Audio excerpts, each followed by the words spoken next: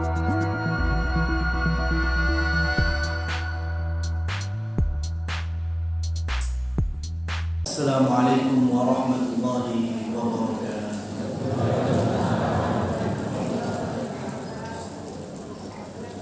Alhamdulillahirabbil alamin.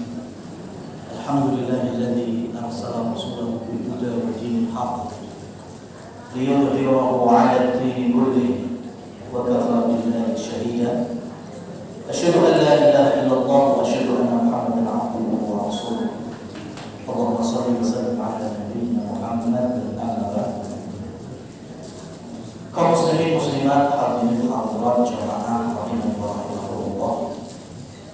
Selepas kita bersyukur kepada Allah Subhanahu wa taala atas anugerahnya dimudahkan untuk berkumpul kembali bermajlis ilmu di masjid salah satu dari rumah Allah di Kabupaten Barokah ini. Salawat dan salam juga kita sampaikan untuk junjungan dan panutan kita yang paling utama yaitu Nabi Muhammad SAW. Kembali kami secara pribadi mengucapkan jazakumullah khairan atas undangannya bisa menambah ukhuwah, menambah hubungan erat, jalinan ukhuwah Islamiyah. Maka kepada para panitia, ahli masjid, pemuda-pemudanya, tokoh masyarakat, sesepuh, ini sepuh, dan secara umum hadirin dan hadirat, sekali lagi kami mengucapkan jazakumullah khairan, matur nuwun, bisa kembali berjumpa lagi setelah mungkin sudah berapa purnama tidak berjumpa. Jemaah yang dirahmati oleh Allah Subhanahu wa taala, yang pertama kalau badhe matur pilih 50.000 tahun sebelum Allah ciptakan langit dan bumi. 50.000 tahun itu berarti 10 miliar. 50.000 tahun saderenge Allah ciptani langit sak isine, bumi sak isine. Allah Subhanahu wa taala nyiptakaken sing jenenge al-qalam, pena. Lajeng Allah Subhanahu wa taala berfirman, "Uktub, tulislah." Dan pena itu menulis semua kejadian wiwit awal dumugi akhir. Itulah yang kemudian dikenal dengan rahasia Allah yang wajib kita imani, karena bagian dari rukun iman yaitu catatan takdir. Tidak ada yang tahu. Para nabi, para rasul, para malaikat, lek saderenge Allah Subhanahu wa taala beritahu, berikan wahyu, berikan perintah, semua dari siapapun tidak mengetahui takdir dari Allah Subhanahu wa taala. Ini bagian dari rahasia Allah. Ini ilmu ghaib. Dan yang mengetahui wa ma ya'lamuhu illallah, yang maha mengetahui dari perkara ghaib hanyalah Allah Subhanahu wa taala. Nah, lajeng Allah ciptakan langit seisinya, bumi seisinya. Allah ciptakan teng langit para malaikat. Di hari itu, Bapak Ibu yang dirahmati oleh Allah Subhanahu wa taala, wonten sosok sing super saleh, super taat. Isine wayah niku, isine wektu niku pun berzikir wiridan menyanjung Allah lan sujud di sisi Allah Subhanahu wa taala. Kayak niku dilampahi pirang-pirang ewu tahun. Sosok ini tidak ada penandinginya di langit sana. Para malaikat boten enten sing sak level dene. Satu-satunya yang mampu menandingi sosok ini hanya malaikat Jibril. Jenengan perlo sosok niki sinten? Hari ini kita mengenalnya dengan iblis. Iblis niku awalnya niku taat kepada Allah Subhanahu wa taala. Saleh. Isinya mau sujud, mengagungkan Allah, sujud, mengagungkan Allah. Sampai di dalam surat Ar-Rahman Allah Subhanahu wa taala ngendikan lam yamlithunna insun qablahum wala jaa. Rikala Allah Subhanahu wa taala nyiptakaken bumi, dereng enten sing bumi, mbok kuwi jajaran manungsa, mbok kuwi jajaran jin. Dan ternyata yang pertama kali memakmurkan hidup di atas muka bumi ini bukan manusia, nanging bangsa jin. Menungso kalih jin itu disian jin tendulone. Masalahnya jin ternyata nggak mampu untuk memakmurkan bumi Allah. Gagal menjadi khalifahullah fil ardi. Sing dilakone mung perang, menumpahkan darah, saling dolim, saling musuhan, wa yufsiduna fil ardi, gawe rusak bumi Allah. Dan Allah mempercayakan kestabilan bumi dengan mengalahkan para bangsa jin wau sinten sing diutus iblis. Iblis itu sing diutus betul-betul. Dan atas kehendak Allah, atas izin Allah, iblis mampu mengalahkan seluruh bangsa jin dan menjadikan bumi normal kembali. Nah, masalahnya pun ulama menjelaskan dan menerangkan dengan kemenangan jin dan dengan kemenangan iblis melawan seluruh bangsa jin dan mengembalikan stabilitas bumi, maka mulai hari itu dalam diri iblis itu mulai ada ujub. Jenengan pirsa ujub niku napa? Rasa gemedi. Tapi dari ketok niku wis eneke kurang jero. Sakniki mawon sapa wae sing duwe rasa ujub, gemedi, ngrasa luwih mulya tinimbang liyane. Nah niku sing ora awake dhewe nek Allah Subhanahu wa taala. Lek wis cetha dalam bentuk sikap dan perilaku, kuwi jelas namanya sombong. Wong sing takabur, mulai kemetak, kemelimpi, kemaki lah ini. Lajeng Allah Subhanahu wa taala jebule nyiptakan manusia pertama. Gini ku Nabi Adam. Allah paringi keluwihan apa niku ilmu wa 'allama Adam al-asma'a kullaha tsumma 'aradahum 'ala al-malaikah. Bibar Allah paringi ilmu, Allah perintah nih malaikat-malaikat sing teng langit sujud penghormatan. Sing perintah sinten? Allah Subhanahu wa taala. Kabeh kudu ngekeki hormat takdir kalian ada. Fasajadu illa iblis. Kabeh sujud. Malaikat-malaikat sak daya-daya niku, termasuk malaikat Jibril, tunduk sujud. Niki perintah Allah. Kecuali enten satu sosok sing boten purun. Sinten niku? Iblis. Sombong, Pak. Merasa luwih mulya, luwih apik.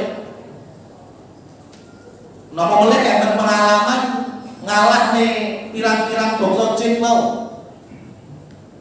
Akhirnya mulai dari itu kesombongan iblis nyata ya. Jadi makhluk sing kemetak tenan, kemelimpi. Dan Allah pun murka. Allah usir iblis dari kalangan para malaikat di langit. Allah stempel dengan label anyar laknatullah. Napa niku? Sosok yang dilaknat Allah Subhanahu wa taala. Dan ujung-ujungnya Allah akan kekalkan kelak di akhirat di dalam neraka selama-lamanya. Niku sinten? Iblis. Gak ono sing ngira, gak ono sing nyangka. makhluk sing ewon-ewonan tahun sujud jebule ya menjadi makhluk yang paling Allah laknat dan kekal di neraka selama-lamanya.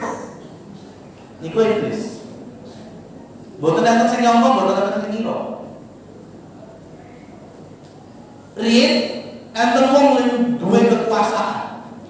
Fir'aun namine teng Mesir dan sekitarnya. Menehi izin istrinya dan ngadopsi bayi lanang. Diuripi, dikai makan, minum, dibesarkan di dalam istana Fir'aun. Sapa ngira sapa nyono gedene dadi musuh utama Fir'aun. Sinten niku? Nabi Musa alaihissalam. Enggak ada yang nyangka ada ini. Bahkan di dalam penggalan sirah Nabi Muhammad SAW, Nabi Muhammad itu kagungan paling sing paling ditresnani, sing ngopeni Nabi semenjak kehilangan ibu, kehilangan kakek. Naminipun Paklik Abu Thalib. Detik-detik menjelang wafatnya, Nabi niku tindak daleme Abu Thalib berdakwah.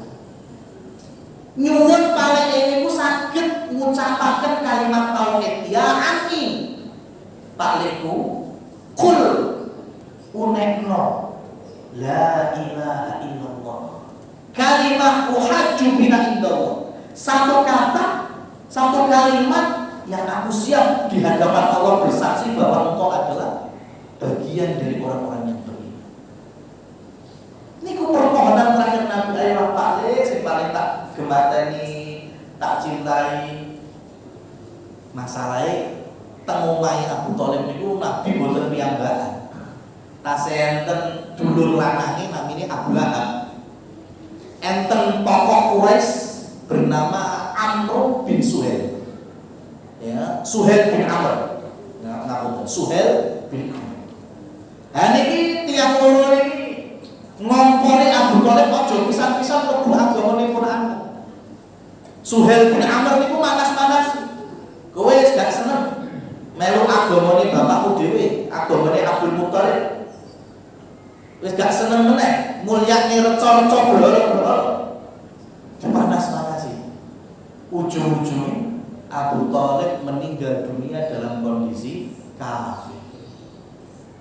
Padahal niku Paklik sing paling dicintai oleh Rasulullah SAW. Mila mengke Nabi diberi oleh Allah Subhanahu wa taala syafaat.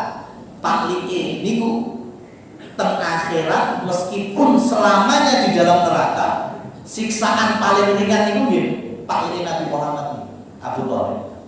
Neraka paling atas diparingi sendal napa sepatu neraka, sendal neraka sing nganggo sikil sing umum otak niku siksaan paling ringan di neraka.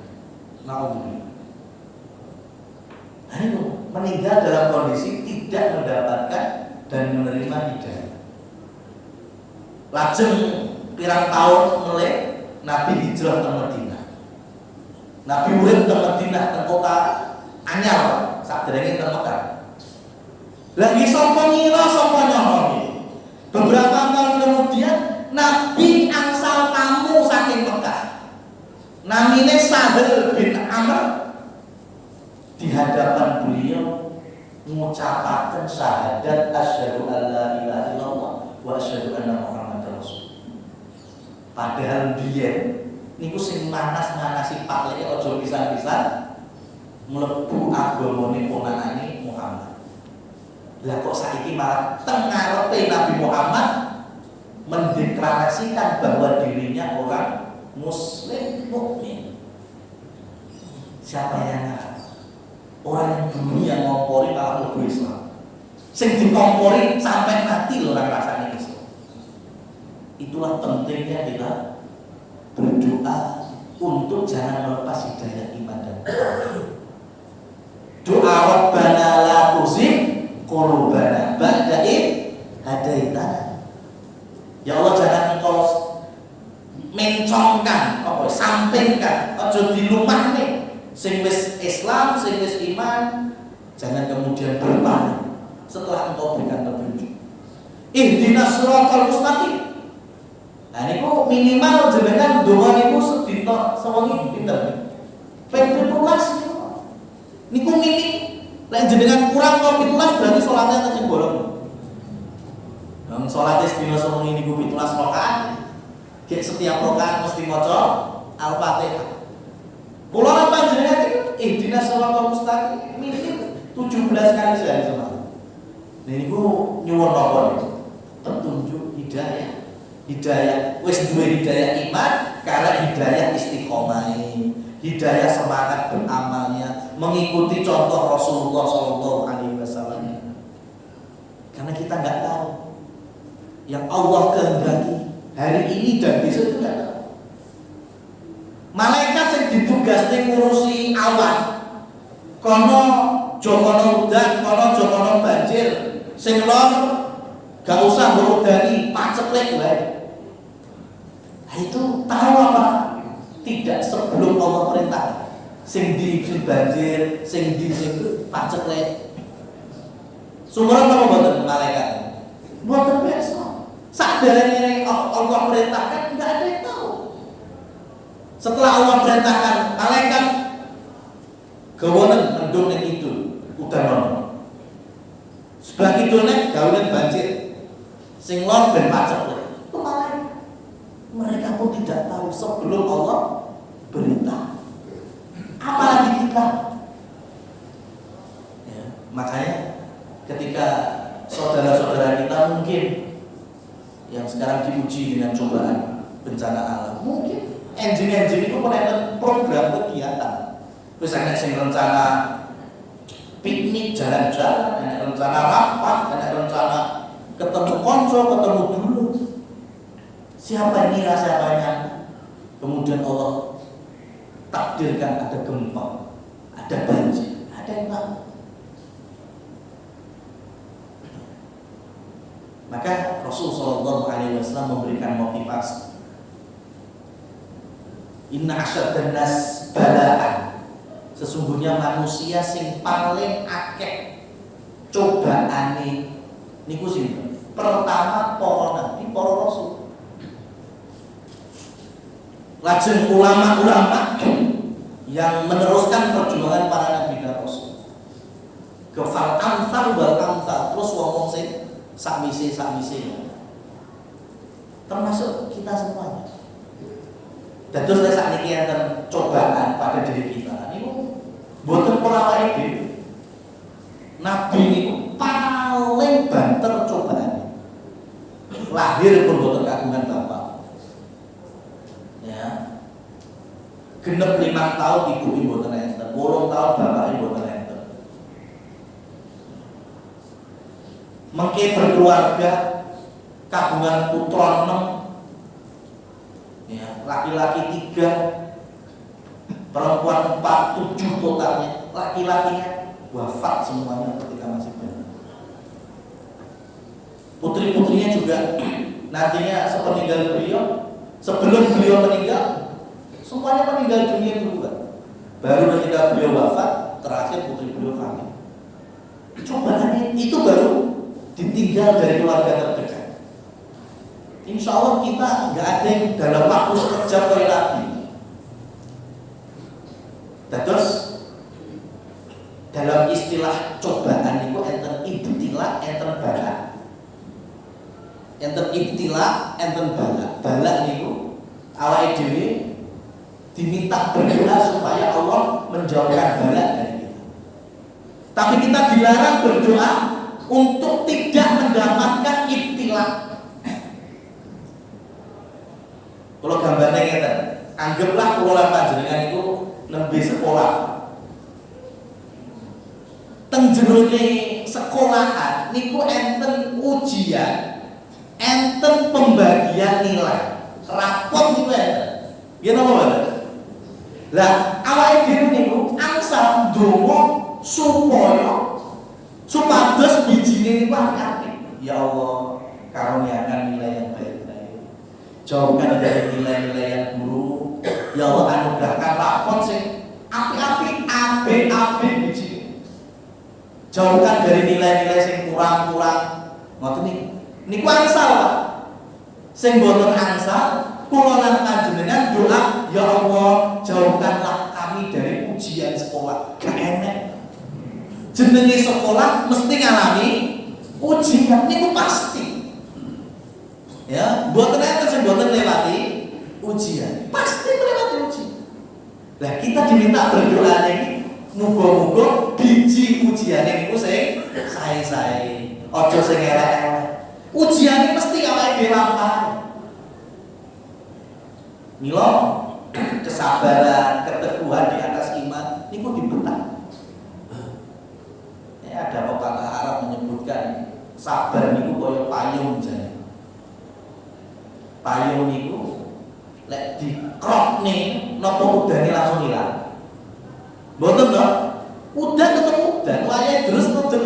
Tapi setidaknya ketika kita berjalan memakai payung, setidaknya orang nanti keblok omong. Tidak membantu, Pak. Sabar itu ngoten. Ya, sabar itu ngoten. Mboten lek disabar terus ujian mboten muncul meneh, mboten. Selagi kita hidup pasti ada ujian terus. Liyabluwakum ayyukum ahsanu amala. Karena ujian itu pada hakikatnya untuk menguji kita. Cobaan musibah itu menguji kita sampai mana amal kita yang kita hadirkan kepada Rabb kita, yaitu Allah Subhanahu wa Ta'ala. Mila dalam kondisi apapun, sebagaimana saudara-saudara kita di belahan manapun, ya, ini sebagai introspeksi diri kita masing-masing. Nah, barakallahu fikum jamaah yang dirahmati oleh Allah Subhanahu wa Ta'ala. Selanjutnya, untuk memotivasi, mengokohkan akidah tauhid kita, hidayah keimanan yang super agung ini, kalau badhe nyampe nih satu hadis yang disampaikan oleh Rasul Shallallahu Alaihi Wasallam rikala Nabi niku Isra Mi'raj dikancani malaikat Jibril. Hadis yang diriwayatkan oleh sahabat Abdullah bin Abbas radhiyallahu anhu. Nabi cerita rikala Mi'raj niku munggah teng langit. Nabi kan munggah dikancani malaikat Jibril, ketemu langit sak siji, sak loro, sak telu, dumugi sak itu minggah meleh inda sidratil muntaha inda jannatul ma'wa. Dumugi sak dhuwure sidratul muntaha, Nabi kepanggih dari Allah Subhanahu wa Ta'ala, lajeng Allah sampai nih amanah kewajiban untuk umatnya ini, yaitu wajibnya sholat sehari semalam. Nah, Rasulullah SAW nalika minggah antara sak siji, sak loro, sak telu, fasamantu raihatan thayyibah, aku mencium aroma yang sangat harum. Lajeng takut ke malaikat Jibril, iki ambune opo iki soalnya aroma sing harum. Malaikat Jibril jawab, aroma sing wangi dari sak siji, sak loro, sak telu, hadhihi raihatu masyiqah ibnati Fir'aun. Iki ambune masyiqah, tukang sisire putri-putri Fir'aun. Jenengan pernah sumerep nami Masyiqah? Masyiqah itu aslinya sanes jeneng wong. Masyiqah itu nama profesi. Sekali lagi, Masyiqah itu bukan nama orang. Masyiqah itu nama profesi. Rasul menyebutkan dalam hadisnya, Jibril mengatakan amak wangi iki ambune Masyiqah. Kuwi dudu jeneng kok. Masyiqah niku tukang sisir putri-putri Fir'aun. Tukang sisir itu profesi. Lek jenengan sinau bahasa Arab sisir itu muskul. Wong lanang lek lagi nyisir sebutane masipun. Lek wong wedok sing nyisir niku namine masipotun. Makanya masipot niku aposipun tukang sisir wedok. Niku profesi. Jenengan ternyata enggak masih tahu mboten. Mboten. Kalau terus nih. Lek enten kalau rada pekewo enggak linggung. Dan terus nek enten nami putri Mbak Masito. Biasanya lek wong Jawa tambah Siti ngarepe. Siti Masito. Nah ini kurang tepat nih. Kurang pas. Nah ini nama profesi bukan nama kecuali ibu-ibu ya dulur-dulur putri ini punya bisnis ya, punya pekerjaan, salah satunya salon muslimah ya, karena Masito niku aslinya niku tukang nyisir niku di salon ya, kalau varian ini salon fashion ngoten niku, bukan salon muslimah brandingnya Masito. Nah niku malah pas gitu, jenengan badhe buka pun kula uruni nama salon muslimah Masito, melayani cukur, manicure, pedicure, kukur-kukur wis pokoke kabeh. Ya. Hari itu malah pas. Jibril menyebutkan ini aroma-aromanya Masito, tukang sisirnya Fir'aun. Terus Fir'aun zaman Nabi Musa itu Allah takdirnya boten kagungan, boten gada anak lanang, anak kabeh itu. Akhirnya kan butuh tukang-tukang sisir, salon-salon untuk anak-anaknya. Nah, Masito tukang sisir kerajaan Fir'aun ini. Wa hina tamusyu ibnata Fir'aun saqatat al-midra 'ala yadayha. Ngepasi nyisir anak-anaknya Fir'aun, sisirnya itu jatuh ke lantai. Dan ketika diambil, Masito spontan mengucapkan nama Allah. Karena orang beriman Masito itu Bismillah, dengan nama Allah. Anak itu Fir'aun kaget. Krungu masalah Bismillah. Tekok ning Masito. Abi, bapakku, sing mbok sebut Allah iki bapakku. Nah, zaman semono Fir'aun niku ngaku-ngaku sinten? Tuhan. Ana rabbukumul a'la. Aku Tuhanku sing paling dhuwur. Masito jawab, bukan. Lah terus apa jadi anak Fir'aun? Allah ni Rabbi wa Rabbuki wa Rabbu abuki. Allah ni Rabbu Rabbu ben Rabbet bapakmu bareng. Ini kopior tenan sirahe. Tak lapornya yang bapak. Tenang nih, dilapor ke Fir'aun. Dihadapkan Fir'aun, diinterview, diinterogasi. Ya fulana, wong wedok sing tugase nyisir rambutnya putri-putri. Kowe mbok yakini enek Tuhan selain aku. Ada sesembahan selain aku. Jadi Masito, ya. Rabbi wa rabbuka Allah. Rabbu rabb sampean padha Allah Subhanahu wa taala. Dibaleni nek sinten iku Fir'aun. Baleni apa? Sapa sing mbok yakini dadi Tuhan? Allah. Tuhanku Tuhan Allah. Musuh Fir'aun. Marah semarah-marah. Fa'amara bi'itiyani baqarah.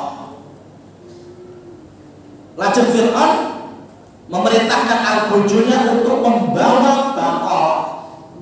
Baqarah niku napa? Lek teng sanjerone Al-Qur'an niku enten surat Al-Fatihah niku surat Al-Baqarah. Artosipun sapi betina. Tapi teng mriki mboten sapi betina. Kula jelasne. Baqarah niku wajan sing gedhe. Napa panci sing gedhe. Bentuke kaya dene sapi. Bingung jenengan. Kula bingung lah gambar. Kula gambane sing model cilik. Sing model cilik. Dadi enten wajan gedhe bentukane kaya sapi. Kalau panci gedhe bentukane kaya sapi. Lah, model sing cilik niku mirip kalian hot plate steak. Lho, kok mboten bingung to? Hot plate steak sumber. Steak niku biasanya steak. Nggih. Steak niku biasanya di mbek sing bakule lho pelayane niku nyerahne. Niku enten sing kayune sing boten panas, enten sing panas. Niku bentukane bentuk napa biasa? Sapi. Teng mriki iki sapi. Ya Solo biasanya rata-rata bentukane sapi. Nah niku porsi sing gede. Nah, Fir'aun punya niat nyiksa Masitoh sak keluarganya. Ya, sekeluarganya. Nah, kemudian Masitoh minta satu permintaan. Lek engko sedang mbok siksa kabeh. Sing enek mung balungku mbek balung keluargaku, balung anak-anak. Aku njaluk sampeyan kumpulne kabeh balungku mbek anak-anakku mbek keluargaku dalam satu kain kafan, kuburno satu liang lahat. Wis terserah. Diterima mbek Fir'aun. Akhirnya dihadapkan ya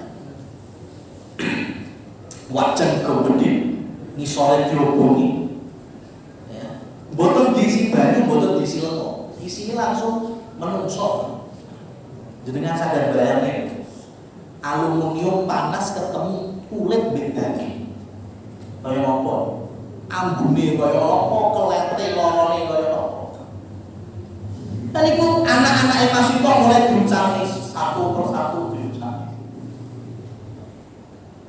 sampai yang terakhir bayi yang ada dalam gendongan. Dalam gendongan Masitoh mulai muncul keibuan. Ya Allah anakku, mosok sing bayi sing enek ning gendongan, sing butuh ASI, mosok ya dicemplung. Mulai maju mundur. Dan tiba-tiba Allah beri bukti kebesarannya melalui bayinya. Ujung-ujung bayi sing go iso ngomong-ngomong. Lagi hitungan minggu ini iso ngomong. Iqtahini ya ummah. Wahai ibuku sabar, teguh terus. Fa inna adzab dunya ahwa min adzabillahi fil akhirah. Sejatinya siksaan dunia kalau siksaan Fir'aun kayak ini kayak apa kok remeh sepele tinimbang siksaan besok dan akhirat siksaan Allah merokok selawas terus saya dibom panas berber bagaimana dengan siksaan ini pun bagi iso ngomong ini Abdullah bin Abbas menutup hadis ini nantinya menyebutkan dalam sejarah Nabi itu ada 4 bayi yang bisa berbicara. Yang pertama bayi Nabi Isa. Itu tasih alit iso. Yang kan nomor kali bayi ini kisah Juraij ahli ibadah nantinya ada kisah perzinahan. Kapan-kapan kalau diundang oleh kalau cerita. Yang kan nomor 3 bayi tentang persidangan Nabi Yusuf alaihissalam. Nalika Nabi Yusuf didakwa melakukan tindakan amoral dengan perempuan penguasa Mesir. Ya, Nabi Yusuf pertama dinilai salah, ujung-ujung di persidangan itu ada bayi sing iso ngomong. Delok-delok kok lambene Yusuf suwek sebelah kiri. Sebelah buri apa sebelah kanan?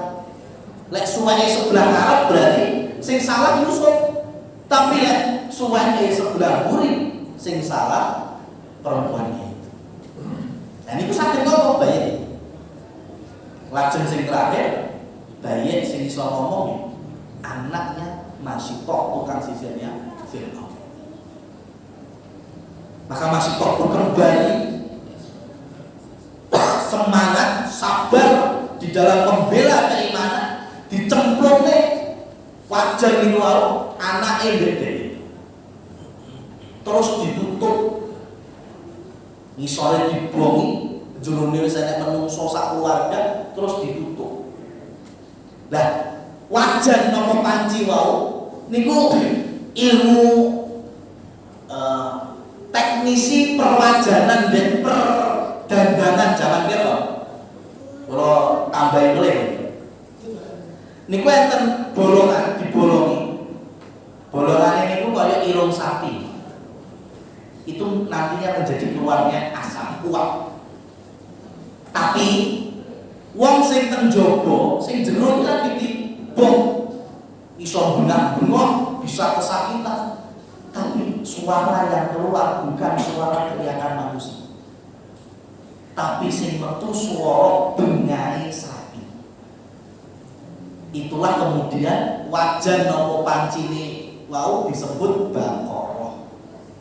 Karena bolongan kanggo asapnya uap tadi itu bukan suara teriakan tapi suara bengahe sapi. Mungkin adik-adik ini yang biasanya YouTubean, Google, ya searching itu, jadi kan adik-adik selalu boleh ini. Saat ini kan konten penemuan artefak-artefak zaman Fir'aun tentang piramida. Ini ku ditemoni ceret-ceret teko-teko, ngapa nih bu? Ini apa? Kolom kan? Bentuknya macam-macam pak. Enter sih bentuk kucing, bentuk wedhus, bentuk anjing, bentuk singa. Nah ini pula diisi nopo mawon, mbok banyu biasa, mbok susu, mbok teh. Lah badhe dituangke teng gelas, dicong ngeten iki. Niku metu suarane sesuai bentuknya. Niku pun pikiran zaman Fir'aun. Dadi lek enten porong bentuke kucing, dicong ngeten, munine yo neon. Tenan nih, kok enten YouTube digolek kok enten. Makanya arsitek zaman saya bingung, iso ini piye. Lek sing bentukan singa dicolek nyempunine singa. Nah ini ya termasuk mengke umatnya Nabi Musa, Nabi Harun sing berbuat kesyirikan untuk selanjutnya nyembah patung sapi sangiri. Niku sing gawe sing pinter. Gawe patung sapi teng perbukitan bebatuan, mudeng arah mata angin sing kolon, angin sing kidul, sapi ini patungnya sapi ini dibolongi sisih sehingga ketika wayahe angin kidul ngalor, engko unine dadi kaya apa? Angin ngetan ngulon, kok suarane berubah meneh. Terus wong sing gak mudeng takjub, Pak. Lho, sapi kok iso ngomong? Akhirnya dianggap sapi sing duwe kategorian. Akhirnya disembah. Padahal sing duwe sing gawe lah kok guyang-guyung tok ngaku sing wong sak negara. Ngoten. Zaman Fir'aun itu mulai tempat itu. Terus wau disebut Baqarah, tempat penyiksaan karena panci atau wajannya tadi ketika ditutup ada tempat uap air atau asapnya itu suaranya suara sapi. Nah ini jadi masukan saya banget, mungkin di antara jamaah enten sing punya profesi bakul pupuk. Perasaan jokaku banyak samrene, mbuh teng daerah Pulau Madiun, Magetan, nggih, teng Solo sami. Bakul itu mesti kok ngene kok ngono to. Mbok yo rada kreatif digawe kaya zamane Firman. Lah niku kan sami, uap airnya suaranya kabeh padha. Ngono. Mbok yo digawe kaya kucing. Kaya wedhus zaman Fir'aun kaya kreatif. Nah, jamaah yang dirahmati oleh Allah Subhanahu wa taala, pada intinya kembali bahwa masih toh ketika disiksa kulit, daging, lonyot tenan iku ambune ngono. Mesti mboten enak. Tapi ternyata Allah Subhanahu wa taala dengan maha bijaksana, maha adilnya, maha menepati janji. Hari itu di istana Fir'aun mungkin keluarga Masitoh, keluarga yang menghasilkan aroma busuk, ya, karena panasnya panci loh. Tapi di sisi Allah Subhanahu wa taala, Allah langsung ubah menjadi pahala. Allah jadikan di antaranya aroma yang semerbak wangi dari langit ke langit. Bahkan Rasul Shallallahu Alaihi Wasallam langsung mencium aroma wanginya itu ketika beliau Isra dan Mi'raj.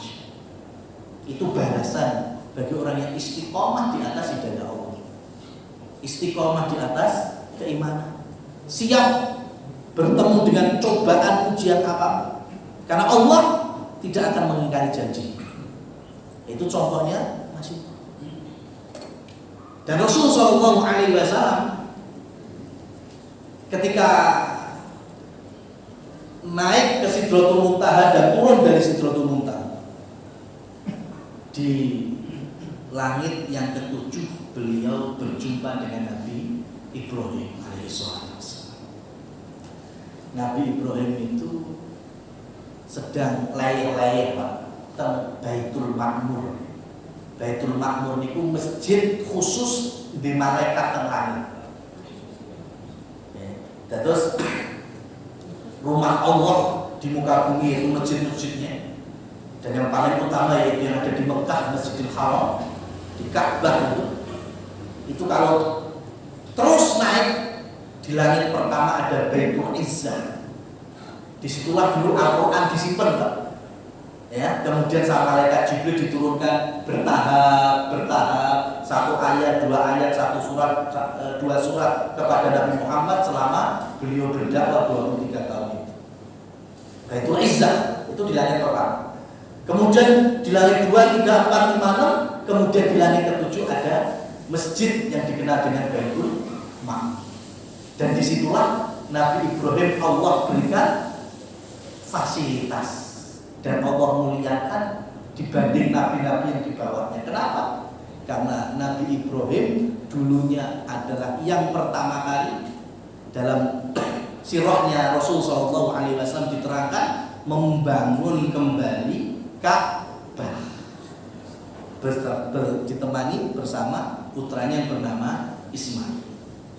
Jadi karena Nabi Ibrahim manusia dan nabinya yang membangun Ka'bah rumah Allah, maka Allah berikan hadiahnya rumah Allah yang ada di langit. Maka hari ini tadi disampaikan masjid yang kita cintai ini juga mulai launching ini Pak. Ini salah satunya dalam bentuk memakmurkan masjid, yaitu dengan menyedekahkan harta, sebagian harta kita. Rasulullah Shallallahu Alaihi Wasallam bersabda, mana kosong sodaqotun mimman, tidak akan pernah berkurang sedekah dari hartanya. Lah kok iso jenenge?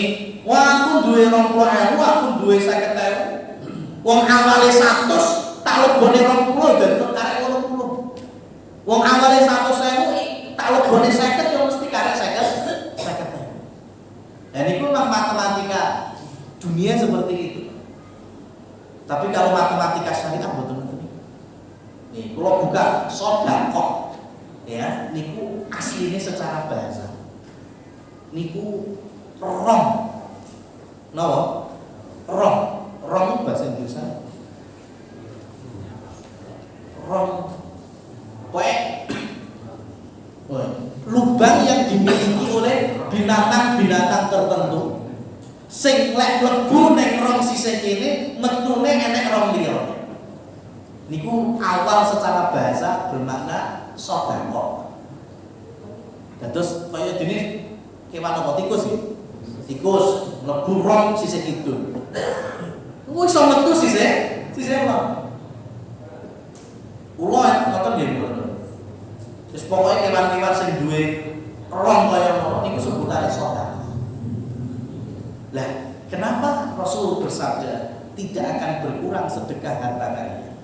Karena pada hakikatnya sedekah niku gambarane secara bahasa niku enten rong donya kalian rong akhirat. Jenengan nyekani ngetokne ya lebokne nek saiki teng kumplung niki rong donyane.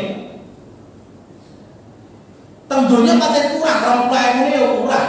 Ya dados 80.000. 100.000 kurang 50 nek arek 50.000. Niku rong donyane.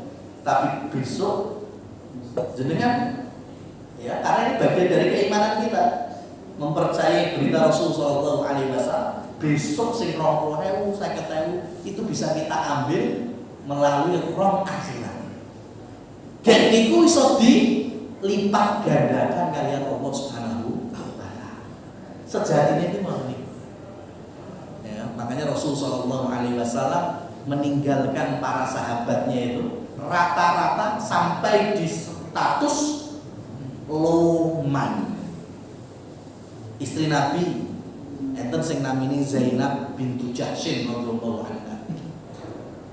Ya niku pernah sedinten satu hari bersedekah cacahe 8.000 dirham. 8.000 dirham. Jenengan itu mau lek sak niki sak dirham 70.000. Berarti 70.000 ping 8.000 pinten?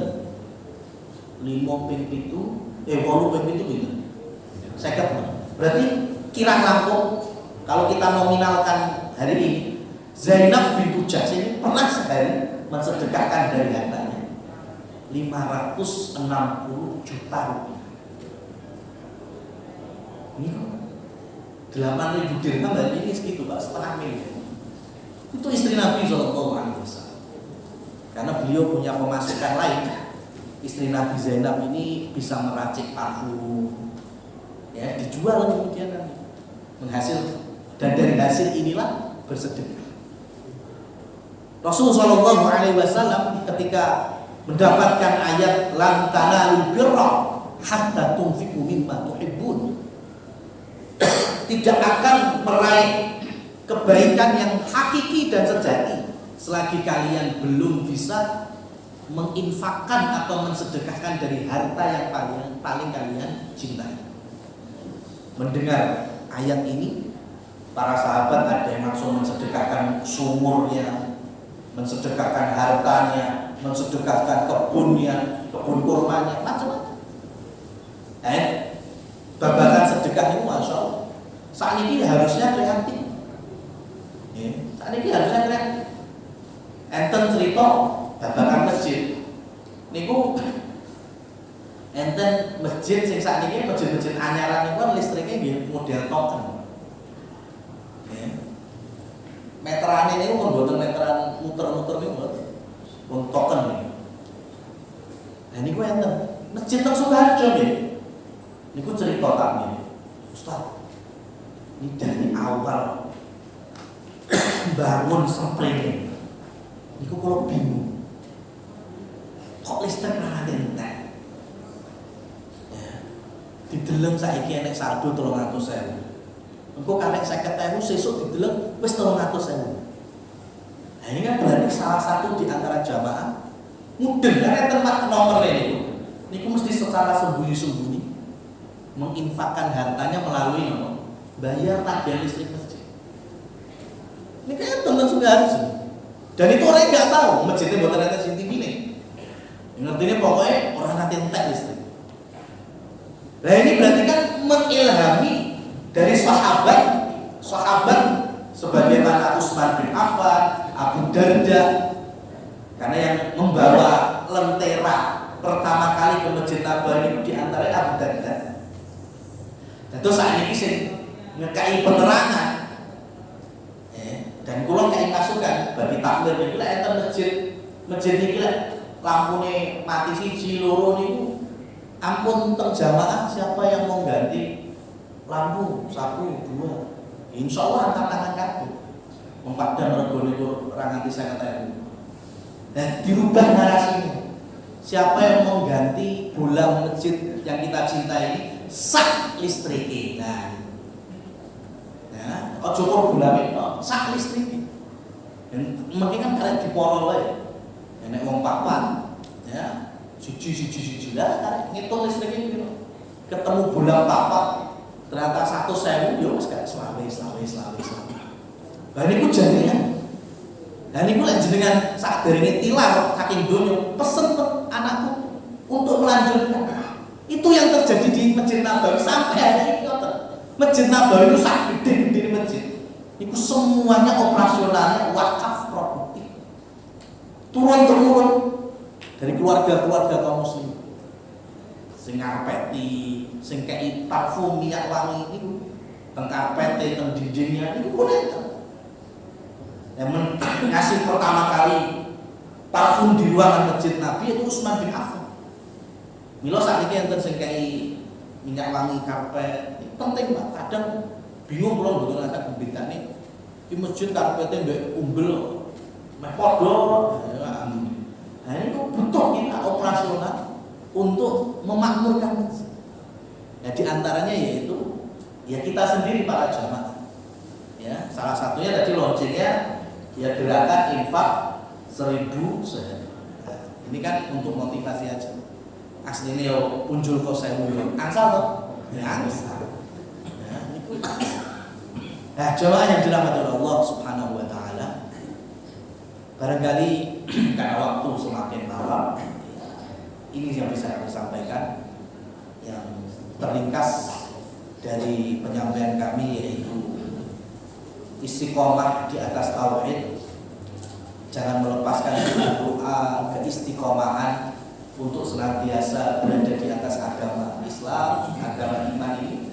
Dan yang kedua yaitu motivasi kita untuk senantiasa beramal, karena sejatinya Allah Subhanahu wa taala Maha mengetahui dan Maha mendengar. Salah satu amalan yang bisa kita keluarkan momentum malam ini yaitu dengan bersedekah atau berinfak, wakaf dan lain seterusnya. Wallahu a'lam bishawab. Mungkin sarana dari kami cukupkan. Kalau tadi disampaikan ada sesi tanya jawab ya. Monggo.